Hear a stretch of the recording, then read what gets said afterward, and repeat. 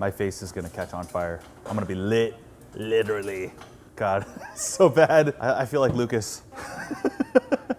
I know I've done a lot of Korean barbecue on the show, but what I haven't shown you is all-you-can-eat Korean barbecue, which is probably the most popular way that Korean barbecue is consumed in the entire country. I'm here at Omi in Dallas, which is the heart of cattle country. I'm gonna show you how to master Korean barbecue, how to maximize the dollar value, how to maximize the flavor, and have the most perfect all-you-can-eat Korean barbecue experience that you can. All right, so when I was in college, we get 6 to 10 guys, seasoned, all-you-can-eat Korean barbecue professionals. Sometimes we would leave the plates to stack them to see how much of this stuff we could eat. I mean, how could they do this? How could they charge $15 a person and actually make money? And these days, all-you-can-eat Korean barbecue at this restaurant is gonna be $21 to $25 a person just for the food. They're hoping that big groups of people are gonna come here, they're gonna order beer, they're gonna order soju, and that'll make up for the food prices. We're gonna game this. The perfect trinity that you want is a good price, delicious flavor, and you want a high quantity of it. So if you get those three things together, right? You get price, you got quality, and quantity, then you have the perfect Korean barbecue. Tip number 1, they're gonna give you japchae. And while it's delicious, you don't wanna waste your stomach space on this. Tip number 2, rice. This is gonna fill you up. This is very cheap for them. You don't need to eat this.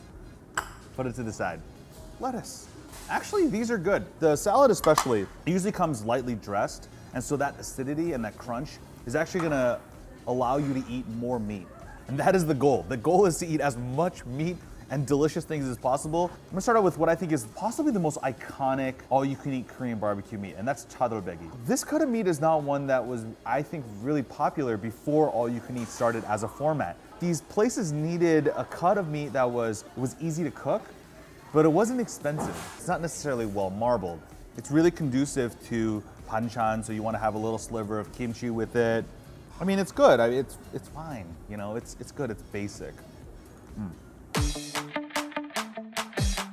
Here's my third tip: is that instead of ordering the thinly sliced brisket, you want to start out with a thinly sliced beef tongue. It's got a lot more flavor. It's more tender. It's a little more expensive, so you're getting a better deal. And this is what the all-you-can-eat Korean barbecue aficionado starts their meal out with. Sliced in the same way, it's very thin, cooks really quickly. You have to kind of learn how to cook this right. Keep a nice eye on it. Make sure that you're not searing it too much. This is gonna be your upgrade pick over chadolbegi. Yeah.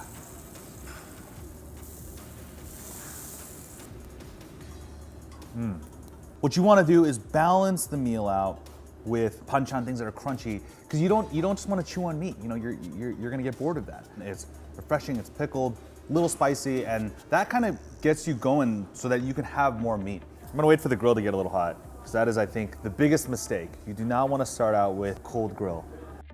Chumulok, man. This is a good bang for the buck piece.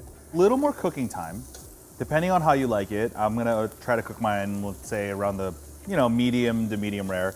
These are kind of like the most steak-like pieces, and steak is what we want. This is the value that we want. This is the meat that they don't want you to order too much of. Snip it. Now I feel like a teppanyaki chef. They are very tender to the bite.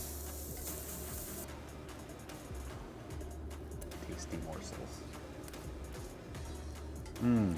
Damn, that's good. So tender. Okay. This is really beautiful.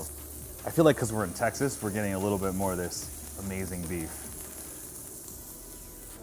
So LA Galbi, this is lateral axis, but was popularized in Los Angeles, so that's why people think that it's named after Los Angeles. I like to find a place that has really nice grills that get really hot, that transfer heat, that don't lower too much. A lot of times when you go and they have these huge pieces of metal, they actually don't retain their heat that well. You want to get that Maillard reaction.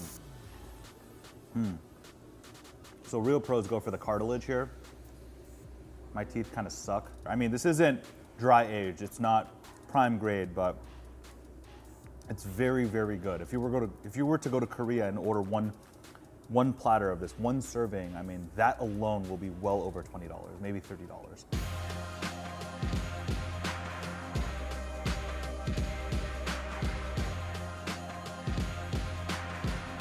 At this point in my life, unfortunately, I don't really partake too much of all-you-can-eat Korean barbecue, mainly because I have gained many, many pounds since my college days.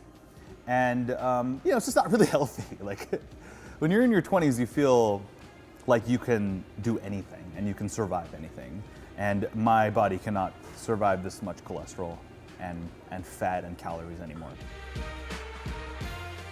I should throw the towel, but this is all you can eat Korean barbecue. And we gotta keep going. So we're gonna do that. Push the button, get some more meat, wipe the oil off my face. And we're gonna have some more Korean barbecue. I'm gonna have the crew join me. We're gonna sit down. Thank you so much for watching this episode of K-Town. And if you wanna see more of my dining adventures through Korean food, click right here.